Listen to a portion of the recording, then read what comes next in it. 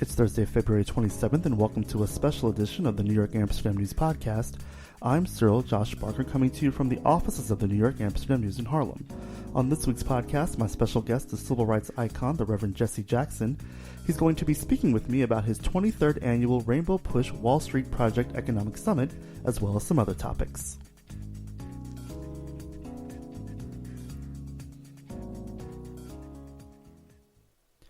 Raising questions addressing equity and fairness on Wall Street, access to capital, and closing the racial wealth gap is the focus of Reverend Jesse Jackson's 23rd annual Rainbow Push Wall Street Project Economic Summit.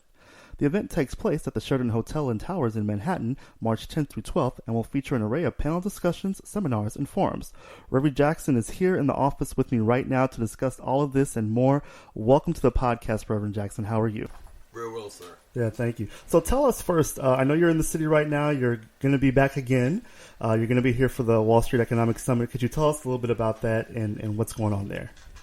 You know, this is the fourth stage of our struggle.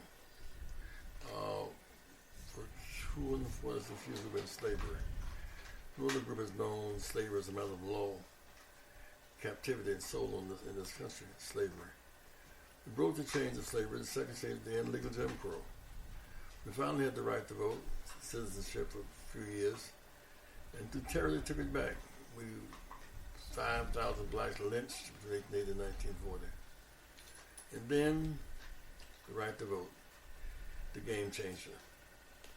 South Carolina, when I grew up 50 years ago, 50,000 blacks have registered, over 1 million blacks as of last Friday registered vote in South Carolina.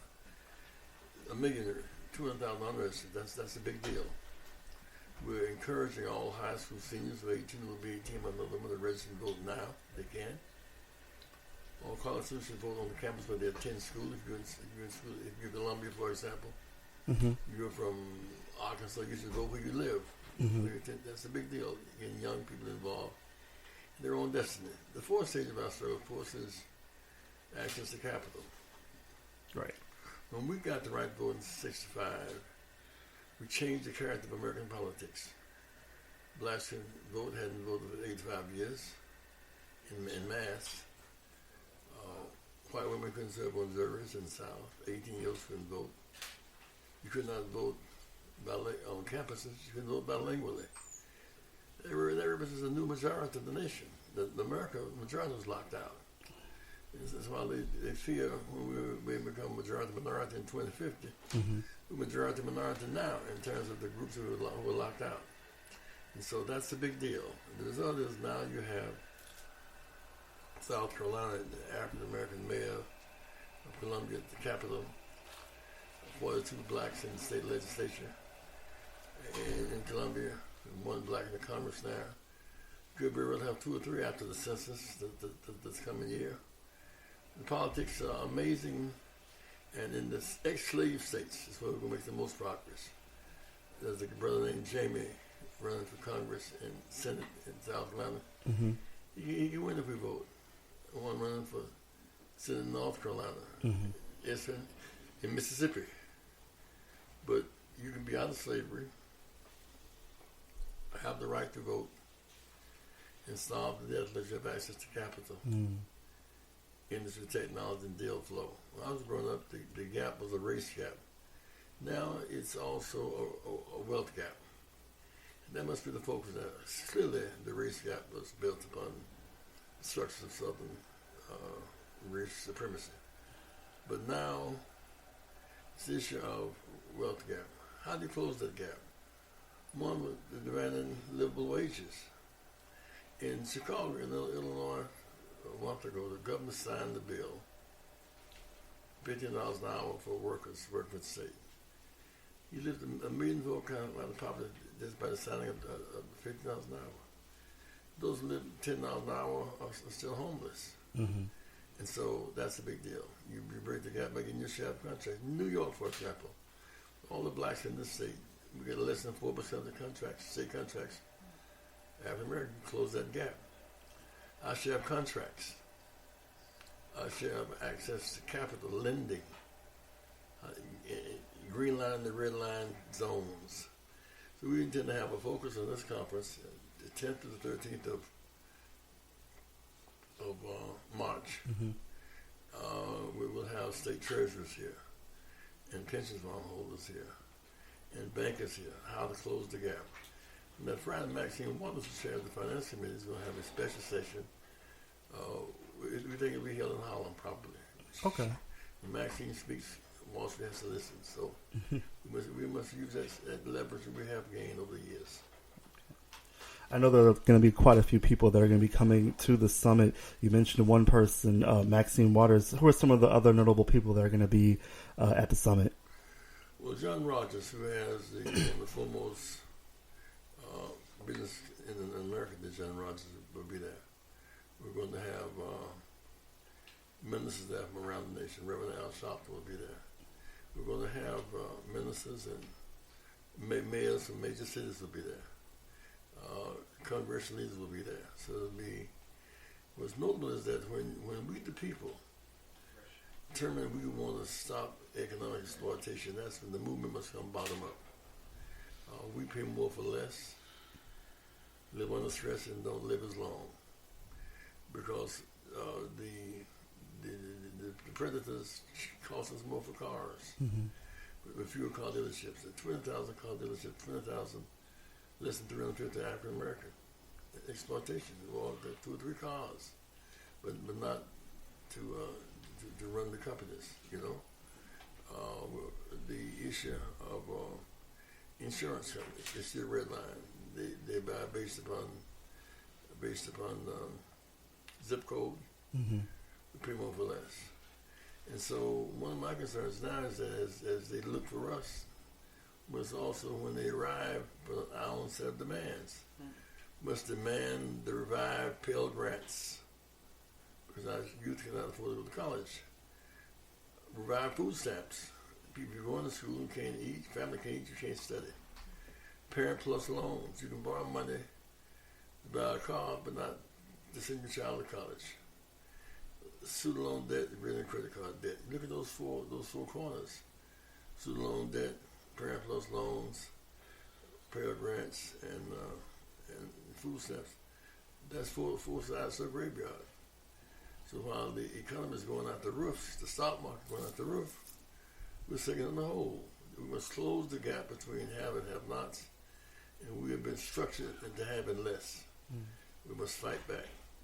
That's why we must define quietness versus peace. Quietness, the absence of noise. Peace, the presence of justice. We have to fight for justice. We don't have to fight for quietness. Just shut your mouth. Mm-hmm. But justice is the fight for equity and parity. And that's what we'll be talking about during these 2 days. I have to also mention that New York Amsterdam News editor Naba Arende is also with me. I know, Naba, you have a question you want to ask. Reverend Jackson, we're in a time now where we're in the election year. I'd like to get your opinion about the shenanigans that's going on pre-election. What are your thoughts about how people should prepare? You know, it's interesting that we do well in football, basketball, and baseball. Why? Those are very tough sports to be the best at.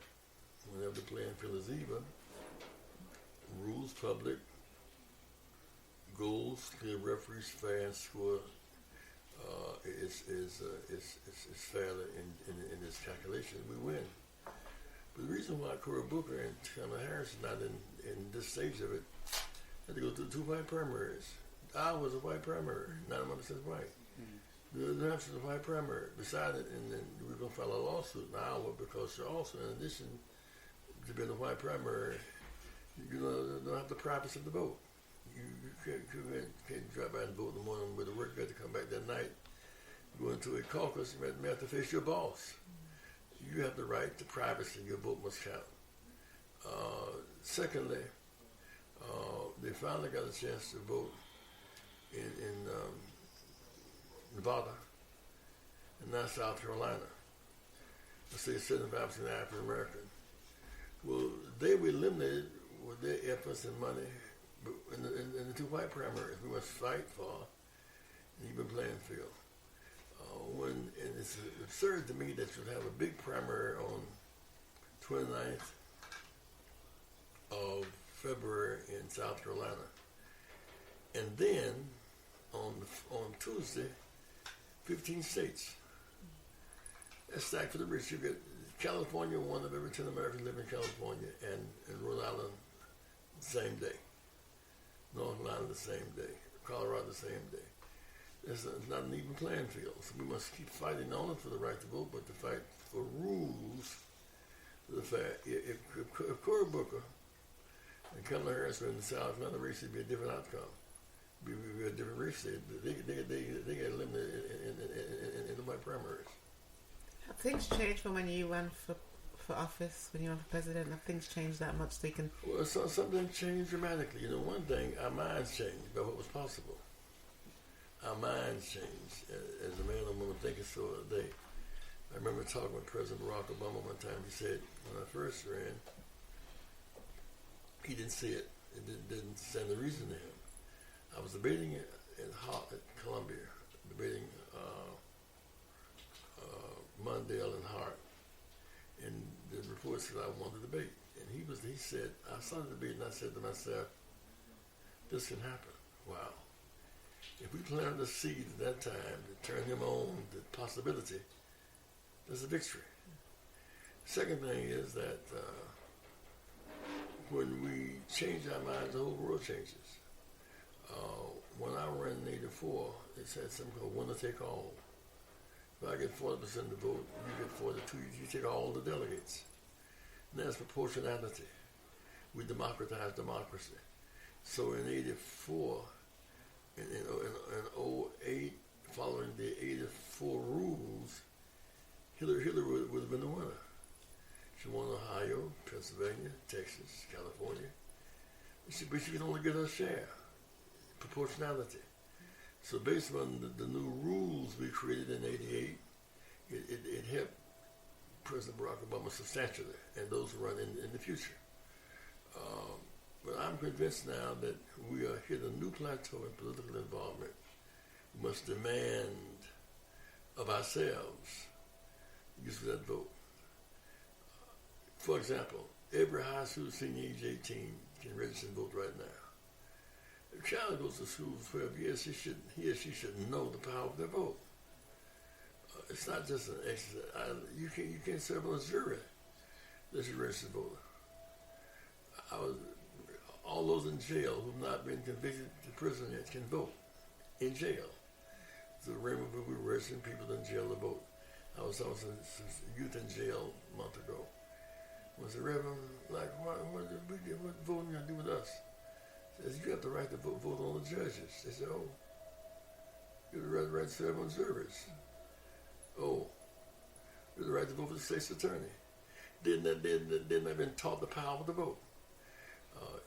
I lived in Brooklyn housing projects. You never see a food stamp laying on the ground. We know its power. You can buy meat, milk, and butter. The vote doesn't come from food stamp. Food stamp comes from the vote. It's power in that vote. It must be learned behavior. And so, as we master the science of this political process, we'll grow.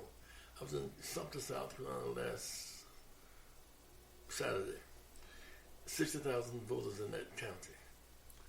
30 white, 30 African American. But we outvote them. So we're the auditor, we're the controller. We simply voting in greater numbers than ever before. That's good news. It sounds like you're saying all politics is local, and that people may not be okay with the electoral college, for example. Does your vote count in the national election? It's bottom up. You vote. The election may be on, say, Monday, who's going to be the candidate for president, but your vote has to be who's going to be the judge, state's attorney, state rep, state senator, congressman, auditor. We must vote bottom up, not just top down. What are your thoughts about the current political landscape in terms of the Democratic Party, the candidates that we have? I don't know if you've endorsed the candidate, but what is your view of what's going on with the party right now? I'm not endorsed one yet. My focus has been on voter registration. But how can I put this? You know, they vowed at the beginning that whoever would win for would support the winner. If all of them put their oars in the water, we can win the campaign. If they don't become so tripped out that they cease to honor their commitment. So we have people who can win. I'm impressed with Bernie Sanders and Elizabeth Warren. They're the most progressive. When Elizabeth Warren opened up the Consumer Bureau, we pay more for. She ran the banks into the court, and the banks lost. Insurance they lost. We are consumer protection is important for us. Voter protection is important for us. Investment protection is important for us. Community reinvestment is important. So I'm impressed with her politics.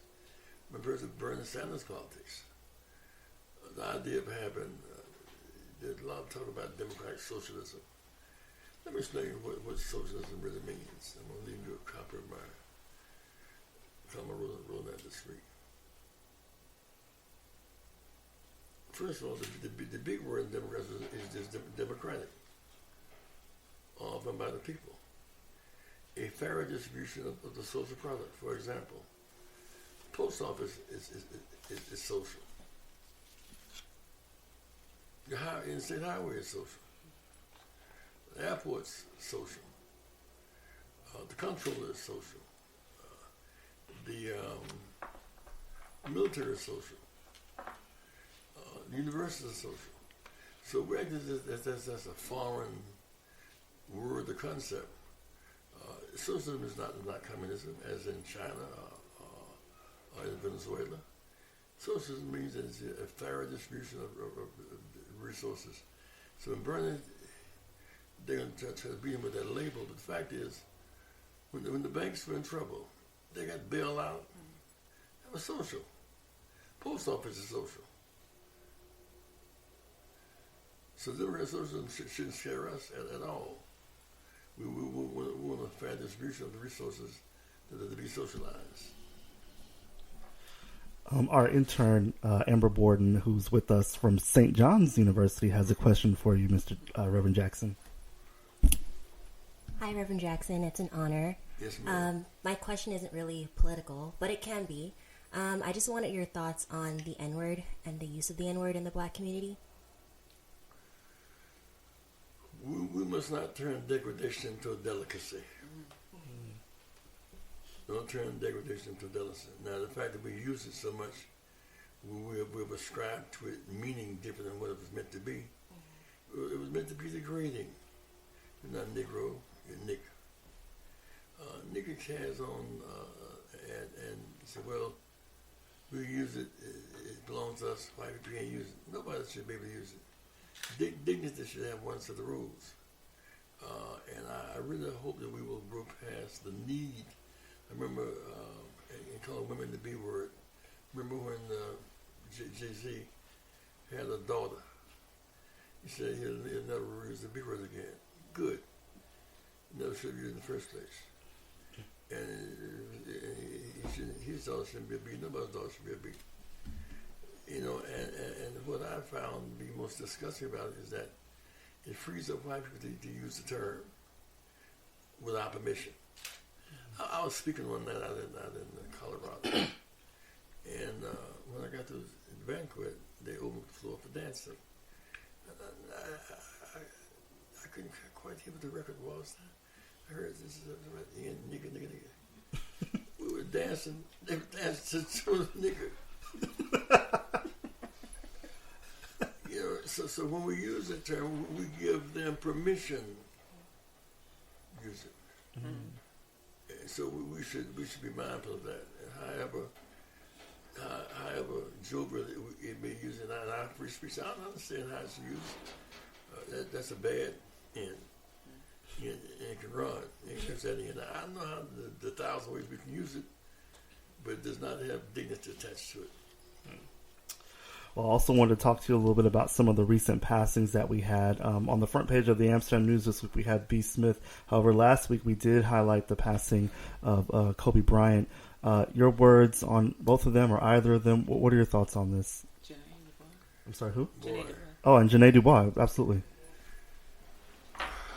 You know, when these persons who make huge contributions in our lives. They grew into our consciousness. I think about B going to the train station in Washington. She had her own restaurant there. The whole world was eating soul food in the train in Washington. Showing her art and her skill and her style and her taste. We miss B already. Janae DuBois, an actress who didn't have to go through the Amos and the era. She was able to act and keep her dignity at the same time. Kobe, like all great athletes, they hit our conscience in a very special way. You know, the reason I challenge athletes to be mindful of the gifts God has given them in biblical times. David took on Goliath and won, and Samson the Philistines. But they were not just showing off their skills; they used their skills to help their people. David's people were in trouble. He fought to save the people. So athletes must use that platform they have, the money they make to help our people, not just for themselves. When they succeed, they take us up. When they fail, they take us down. Athletes have had a great impact upon our lives. We were called inferior, and we learned to believe it. When Jack Johnson won the big heavyweight championship fight, it began to break barriers. Hitler was talking about Aryans being white supremacists and all that, and they were superior.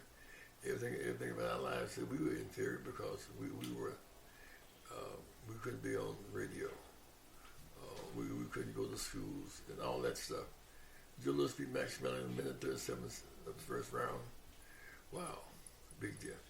But Jack Robinson broke into white baseball. That's white baseball. Because I don't call it major, it's white baseball. And there was a black league, white league, Puerto Rican league, Latino American league, and the Japanese league. The Newark Eagles is where Larry Doby played, and Don Lucan pitched. They didn't go in on a trial, but they went in as All-Stars. Jack Robinson went as All-Stars. Roy Campanella went as All-Stars. So our companies on the field of play is a big deal. Kobe, we grew up with him.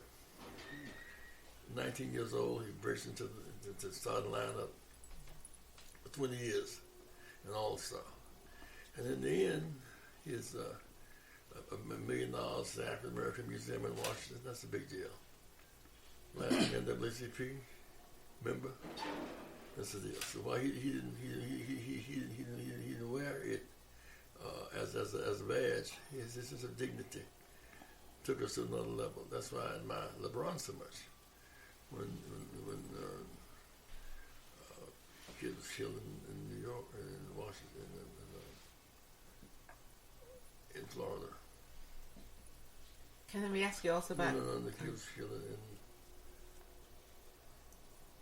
shot him in the back in Washington, in Florida. Oh, Trayvon Martin. Oh, Trayvon, yeah. And they were their hoods. Athletes using that platform to stand for dignity takes us to another level. And more and more athletes I think are getting that sense of their responsibility beyond the ball field. Matter of fact, at our Wall Street project, we have a session called Life Beyond the Playing Field. These great athletes may have a 5-year career, maybe 4, maybe 6. And so they make more money than they ought to spend for 4 or 5 years, then they're back in the hole. And they often become depressed because they go from playing good college ball to being a pro, and then they're cut, and then they're off in the hole again. So life beyond the how do you build your career beyond the playing field? Whether you're going to be a sports announcer or an agent or a lawyer. When you go to the Super Bowl game, there are 22 guys on the field, but there are thousands of jobs all around the field, uniforms and the whole lot. So that life beyond the playing field is one of the subjects. We'll have NBA basketball players, NASCAR, and the whole 9 yards. Be at the Wall Street Summit, 10th and 13th here in New York. Can we ask you also about the loss of Kathleen Johnson, who passed away this week? And what she meant to young people who might want to look at space travel or have a history or a career, in mathematics and science and It's all funny, that. my mother-in-law lived in Newport, Virginia, and Kathleen they lived next to each other. I had a chance to meet her and her children. Nothing we can't do if given an opportunity. We don't have a talent deficit. We have an opportunity deficit. So whether it's for the flying airplanes, and the fact is, Glenn had to admit himself, if they had not had the formula, they'd have been killed in space. And so that the genius displayed in mathematics is a part of our legacy, not a part of our stereotype, but part of our legacy. My last question for you, before we wrap up, is about your new book, Keeping Hope Alive, Sermons and Speeches of Reverend Jesse L. Jackson Sr. Tell us about the book. It's a wonderful cover, by the way, if you haven't seen it. And obviously we can't show you here, but but tell us about the book and what it contains. It looks absolutely amazing. Tell us about it. You know, the 84-88 campaign speeches, a lot of people responded to them. The 84-88 speeches are in that book. I was in South Africa when Mandela was set free. Breathing from the Ashes. It's in the book. When Gandhi's 150th anniversary, I would speak at it. So a lot of speeches across the years he gives our struggle continuity. One thing, Reverend Sharpton, because about a month ago he had at his Saturday morning meeting, House of Justice, about 500, and people bought them because it's good reading. Well, listen, Reverend Jackson, really appreciate you coming by here to the New York Amsterdam News, and thank you again for coming. Love you guys so much. Thank you, sir. Thank you. That concludes this week's podcast. You can pick up the latest edition of the New York Amsterdam News on newsstands and get updates online at amsterdamnews.com.